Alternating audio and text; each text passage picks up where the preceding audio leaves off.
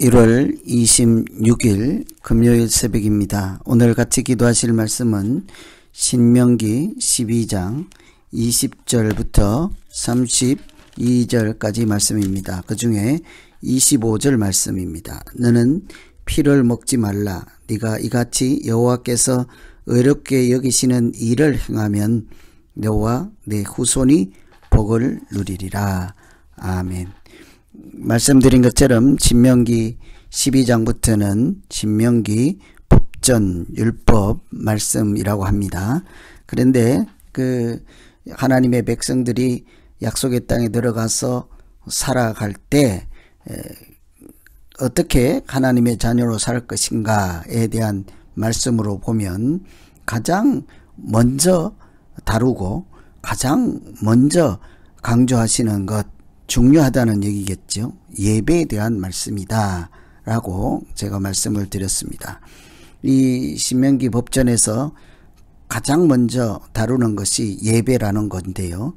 우리가 일상생활에서 하나님의 자녀로 살아갈 때 제일 우선순위로 두고 고민하고 지키려고 하고 중요하게 여겨야 할 것, 예배라는 거죠. 여러분, 일상생활에 하나님의 자녀로 살아가는 증표가 무엇이겠습니까? 늘 예배하기를 사모하고 예배 드리러 가는 그날을 기쁘게 생각하고 또 기다리고 준비하고 이런 마음이 하나님이 주신 복된 마음이지 않겠습니까? 그래서 하나님께 예배를 잘 드리는 자체가 사실은 믿음이 좋다라는 증거가 되기도 하는 거죠. 그래서 이 신명기 율법에 첫 번째로 예배를 강조하였고, 오늘 말씀에서 계속해서 예배를 드릴 때 그 예배 드리는 자로서 일상의 삶 속에서도 어떻게 해야 하는가, 어떻게 신앙생활을 지켜갈 것인가에 대해서 계속 말씀해 주십니다. 첫째는 생명의 주관자 되신 하나님에 대한 경외심을 가져라는 거죠.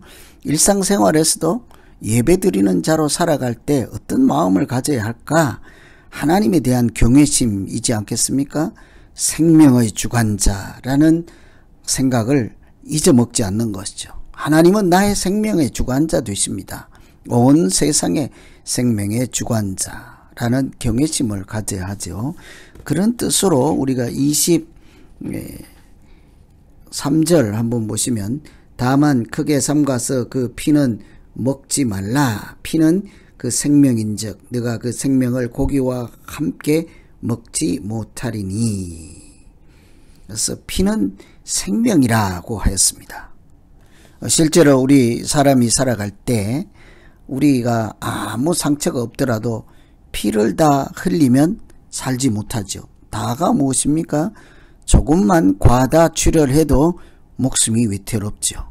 뿐만 아니라 우리 몸에 상처가 있거나 질병이 있을 때 피가 잘 공급되기만 하면, 피가 깨끗하고 피가 그 상처 부위에 잘 와닿기만 하면 피가 그 상처를 회복시키고 질병도 치유하지 않습니까? 그래서 피가 고장나는 질병이 사실은 무서운 질병이죠. 이처럼 이 피가 사람에게 얼마나 중요한가 하는 것을 우리가 경험상 알 수 있듯이 그 정도로 중요하니까 피는 곧 생명과 같은 것입니다. 피에 문제가 있거나 또 다른 데 문제가 있을 때 피가 가지 않으면 죽은 목숨과 다름없죠. 그래서 사실은 이 피로 우리가 이렇게 생명을 유지하고 회복을 하기도 하죠. 사실은 이런 것 때문에 십자가의 보혈이라고 합니다. 예수님이 흘린 피로 우리가 영혼의 구원을 받지 않습니까? 생명의 치유를 받지 않습니까? 구원을 받습니다. 우리가 죄의 사함을 받습니다. 그래서 이런 모든 것이 같은 맥락에서 생각할 수 있기 때문이죠. 예수 그리스도의 흘리신 생명, 그것으로 우리가 새 생명, 구원의 생명을 얻었잖아요. 이런 것처럼 우리가 이 생명의 주관자 하나님에 대한 경외심을 이렇게 갖는 사람은 그 피의 주인 되시는, 생명의 주인 되시는 하나님에 대한 생각을 가볍게 해서는 안 된다. 그런 차원에서 생명을 이렇게 대표적으로 보여주는 필은 먹지 말라는 것이죠. 생명을 하나님께서 주관하시는 것이므로 그것은 하나님께 속한 것을 인정하라는 것과 같은 이야기입니다. 그래서 우리가 사람이 하나님이 주시는 고기나 이런 혜택을 볼지라도 하나님께 속한 것은 먹지 말라는 거죠. 마치 에덴 동산에서 선악을 알게 하는 나무 먹지 말라는 것입니다. 생명나무 먹지 말라는 것이죠. 다 먹되 하나님께 속한 것은 경계 또 제한을 두라는 거죠. 범위를 넘지 말라는 것입니다. 침범하지 말라는 것입니다. 그래서 우리가 일상생활에서 예배 드리는 자로 하나님을 믿는 자로 살아갈 때 하나님의 영역에 대해서는 우리가 늘 삼가해야죠. 하나님의 이름도 함부로 불러서는 안 됩니다. 하나님에 대해서 경외심을 잃어버려서도 안 되겠습니다. 하나님이 주관하시는 생명에 대해서도 사람이 함부로 해서는 안 되겠습니다. 이런 모든 것을 통합적으로 하나님에 대한 경외심이라 합니다. 그래서 우리가 예배 드리는 자는 늘 평상시에도 하나님에 대한 경외심을 가지고 살아가는 것이 참된 믿음의 도리일 것입니다. 두 번째는 우리 자신이 쇠 속에 물들지 않도록 늘 지키는 마음이 있어야 되겠죠. 30절에 보시면 이렇게 말씀합니다. 너는 스스로 삼가 내 앞에서 멸망한 그들의 자취를 밟아 올무에 걸리지 말라. 또 그들의 신을 탐구하여 이르기를 이 민족들은 그 신들을 어떻게 섬겼는고 나도 그와 같이 하겠다. 그렇게 하지 말라는 것입니다. 그 멸망한 자들, 우상을 섬기는 자들, 사탄의 종 노릇하는 자들을 눈여겨보지 말고 따라하지도 말고 탐구하지도 말고 이렇게 물들지 않도록 하라. 그래서 내 자신을 새 속에 물들지 않도록 늘 자기를 지키는 것이 평상시에 우리가 예수 믿는 사람들이 해야 하는 일이죠. 우상을 섬기는 사람들이 보면 화려하고 좋아 보이는 것들이 있습니다. 그래서 참 교회 다니다가도 우상을 섬기는 이단 집단에 넘어가는 사람들 대개는 그곳 사람들이 깨끗해요. 그곳 사람들이 정직해요. 그곳에 가면 뭐가 좋아요. 이런 얘기들을 하잖아요. 그러니까 자기에게 표면적으로 우선 눈에 보이는 유익함에 미혹이 되는 거죠. 그래서 우리가 영적으로 깨어있고 하나님께 속한 자로 살기 위해서는 우선 당장 나에게 유익하고 좋아 보이고 득이 된다 싶어서 그런 것에 유혹 당하지 말라는 것입니다. 올무에 걸리지 말라는 것이죠. 이렇게 우상을 섬기는 그 현장에 들어가서 살게 됩니다. 약속의 땅에 들어가면 온 천지가 우상을 섬기는 사람들이 살잖아요.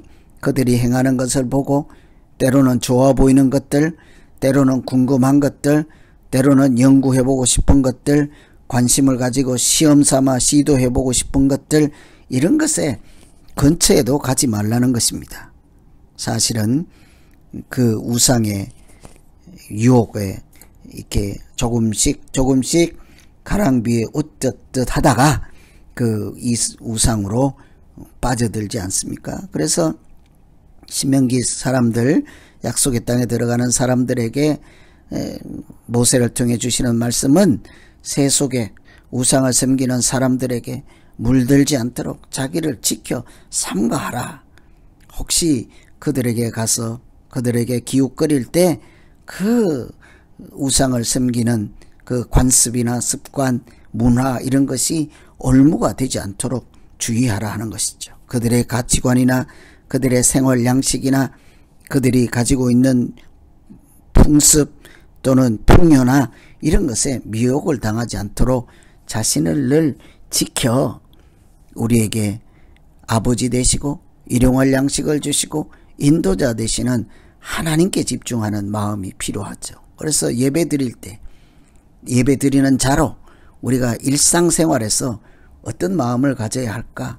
생명을 주관자 되시는 하나님에 대한 경외심을 늘 가져야 합니다. 또 이방 풍속이나 세상 풍습에 물들지 않도록, 세속에 물들지 않도록 자기를 구별하여서 지키는 마음, 이런 마음으로 살아가는 것이 하나님의 자녀요, 올바로 일상에서도 예배자로 살아가는 모습이라 하겠습니다. 오늘 말씀 의지해서 우리 이제 같이 한번 기도하겠습니다. 하나님 아버지, 우리가 성전에서 뿐만 아니라 일상에서도 하나님이 주신 모든 것들을 누리고 잘 이렇게 은혜 가운데 살겠지만 늘 생명의 주관자 되시는 하나님에 대한 경외하는 마음을 잊어버리지 않게 하시고, 또 눈에 보이고 옆에 있는 세속에 물들지 않도록 자기를 삼가 늘 하나님께 속한 자인 것을 기억하며 살게 하여 주시옵소서. 우리가 늘 믿음으로 하나님의 자녀다운 모습으로 살아갈 수 있도록 하나님께서 우리를 지켜주시고 인도하여 주시기 원하옵고 예수님 이름으로 기도하옵나이다. 아멘.